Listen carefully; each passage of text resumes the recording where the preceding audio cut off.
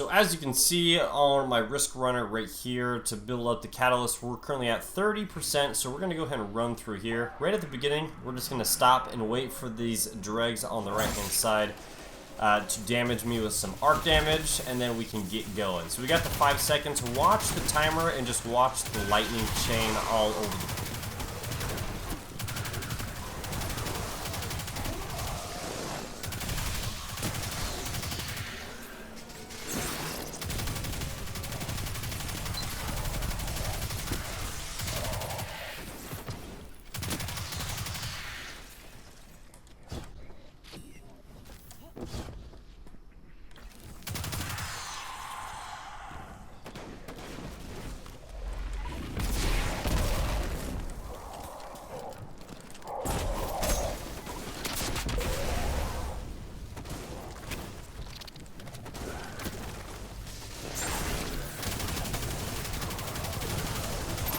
So once you do kill the boss, you can see that more of these guys spawn, so you can get a few extra kills. You don't have to necessarily pick up the loot if you don't want to. You can though, just some glimmer. It's going to give you some blue items. Maybe you'll get lucky and get an Umbral Engram. But you can see that we have now gone up to 38%.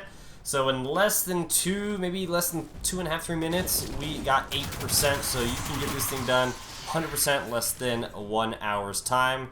And the best part is we barely even had to reload the whole time. The catalyst itself takes 300 kills and 300 arc conductor kills to complete it. So you don't have to worry about getting the 300 kills. By the time you get the 300 arc conductor kills, you will have the 300 kills as well. And hopefully you guys can get those finished out relatively at the same time by doing the Terminus East. Shouldn't take you more than an hour if you're just doing this consistently, just rinse and repeating. Shouldn't take you more than an hour to get this catalyst already filled up to get that extra 27 range.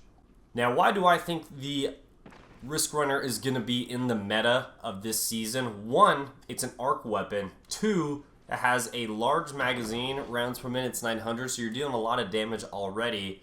3, you're going to be getting, it's almost got its own form of subsistence because, where is it? Superconductor, when arc conductor is active, shots fired have the chance to return ammo. So you pretty much have your own form of subsistence in this. Subsistence returns ammo, has a chance to return your ammo, so you can, like my funnel web has subsistence right here. We'll read it off. Defeating targets partially reloads the magazine from reserve. So you can pretty much just go back and forth killing enemies and not having to reload, which is really why I really like subsistence. It also works great on a shotgun if you're doing it for ad clearing.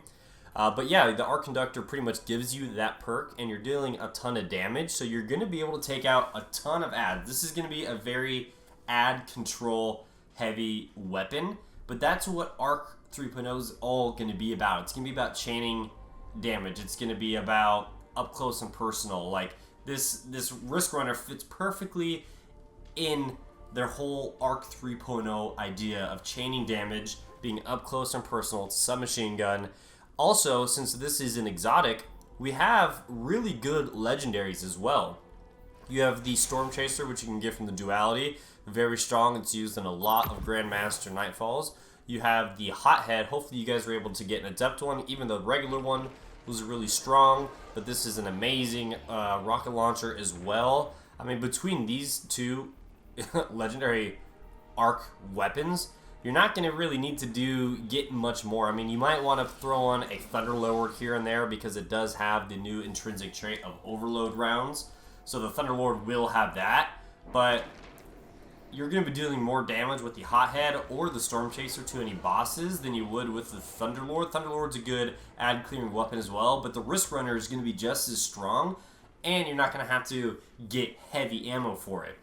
You know, you're going to be able to use this weapon and shoot it constantly non-stop. Obviously, the machine gun, the Thunderlord, deals more damage per bullet and probably per second, but when you have to get ammo for it, you know, it's going to take away some of that DPS potential. When the Riskrunner, if you're getting damage with arc, you're dealing even more arc damage. So I think that in itself right there, the Riskrunner being in the secondary slot and us having a really good, strong arc rocket launcher and linear fusion rifle, which you can still get this one from the Duality at any point in time, I think we are looking at a very fun season using the Riskrunner. This is probably going to be my setup for at least the first couple weeks until we find some really nice setups.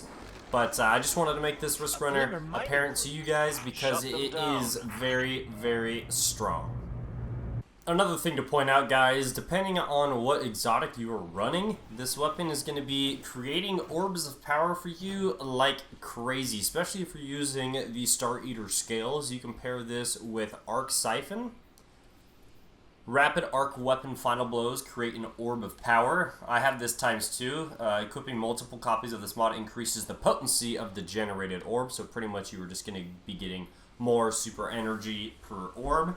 But this is an arc weapon, and it only takes 2 rapid kills in a row to spawn an orb, and this thing, it just spawns orbs like crazy, so you'll be getting your super quickly back if you're using Star Eater scales, and you will be getting the Feast of Light super bonus to deal extra damage. And with the new Gathering Storm super, I believe this is going to be a wonderful combination.